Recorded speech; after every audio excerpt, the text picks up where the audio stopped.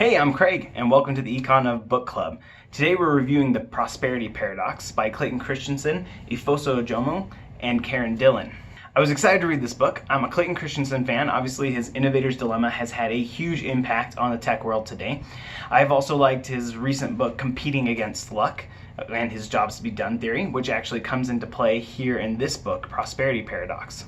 But what I really was excited about in this book is that it's not just Clayton Christensen talking about business.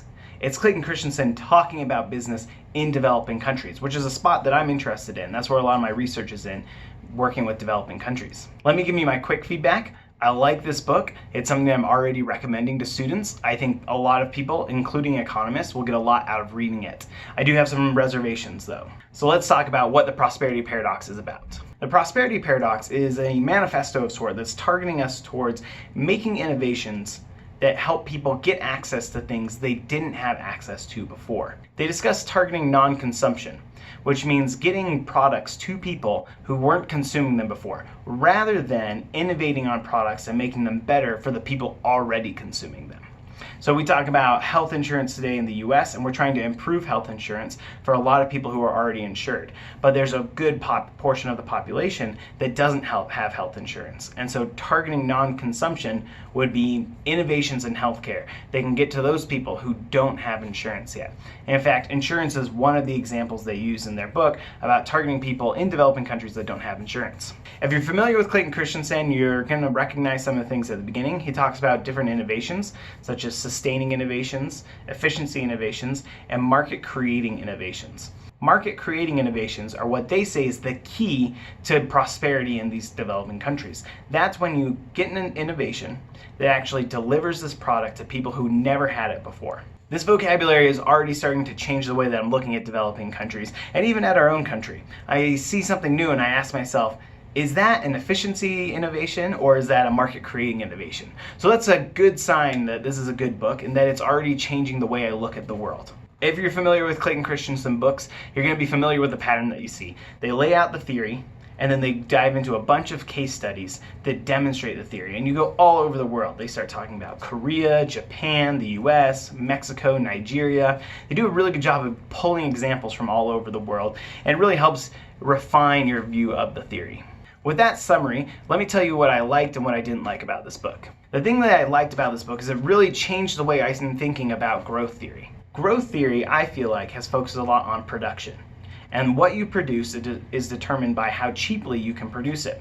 And so the type of innovations you want to have in these models are the kind of things that make it cheaper for you to produce that good. This book would label those things efficiency innovations. The prosperity paradox is really saying growth comes from not looking at what you can produce, but trying to get people to consume. We're not looking at what is the cheapest thing to produce or how to produce things cheaper per se. We want to look at what are people not consuming and how can we produce it in a way to get them to consume it. I think this is an interesting way of looking at the economy. I think it's a great way for applying future policy. That part of the book got me excited and got me thinking, yeah, this could actually inform economists and tell us to look at our theory a little bit differently. I had two things that I really didn't like about this book.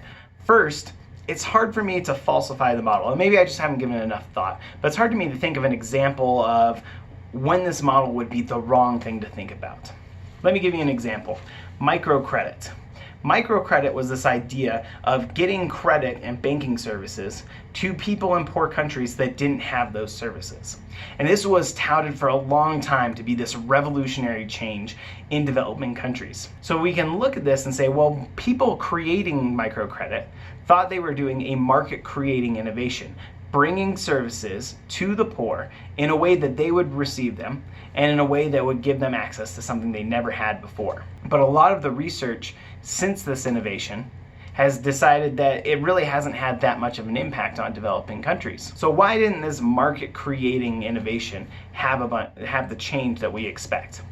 Well, I think that the authors would respond, well, it wasn't actually fitting the job to be done. Like there was a job that these people hire credit for, and that wasn't fitting that job. And to me, that's just an unassailable defense. Like the explanation is always cached in it wasn't accomplishing the job to be done. And so there's no way for you to disprove this theory because you can always point and say there was something that it wasn't getting. And then when things succeed, you say, oh, well, yeah, they had the market creating innovation and they satisfied the job to be done, and that's why we succeeded. So I didn't quite like that in terms of a general theory, but as I'm explaining it right now, I don't think that's like a huge weakness of this theory, because yeah, sure, if we're analyzing these things and saying, no, it failed, there's no way that this can succeed in that country, this theory is really pushing you to reconsider your analysis and push against that. So I guess it's not as big of a concern as I had when I was thinking about this, now that I've said it out loud. I guess that's a good thing about doing this, is trying to figure out what I really think about this. So let me summarize that thought. I didn't like that you can't really falsify the model, but I don't necessarily think that that's what the model is for. I think the model is an encouraging model, trying to get innovators to focus on what they can do rather than what can't be done. So in that sense, I like it, but I do think it's weak in terms of an economics perspective. My major concern with this book is that I see it as a book oriented towards policy. And I think they're trying to make something bigger of it, that this is actually explaining economic history. And I think their argument that this is explaining economic history fails, because they try and address the theories that economists have really come up with in understanding the growth of countries. And they have a whole chapter dedicated to institutions. I'm a strong believer in this institutional theory, and that the rules and incentives in a country determine the type of economy it can produce. And they're pushing back against this and saying, no, it's really the innovations. It's really easy to think of examples where institutions really did play a role, and it's not as much innovations. In fact, there's a whole literature on this, and I think that they've ignored some important parts. So we can start really minor. We can look at in Peru and Bolivia. Melissa Dell has a paper that shows that in this country that presumably has the same culture everywhere around, this artificial boundary drawn by the Spanish colonizers has this effect on long-run development through the institutions. But even, if you're not a fan of these really micro looks at institutions, it's easy to look at South Korea, which is brought up all the time in this book, compared to North Korea. Like, you can't tell me that North Korea is the way it is just because they're not innovating. Like, fundamentally, I see where you're going. But the reason why you don't have innovation in North Korea is because the institutions aren't allowing them. China is another great example. China has had unprecedented 7% annual growth for the last 30 to 40 years. And that has come not from innovations in the economy per se, but from innovations in the institutions that then open up room for innovations. Okay, so I think they do too much to knock down institutions. Institutions that are really important, like property rights, especially over the innovations that you will be creating. And they try to focus too much on their own theory. But let me defend them for a second. In terms of economic history, I think they are wrong.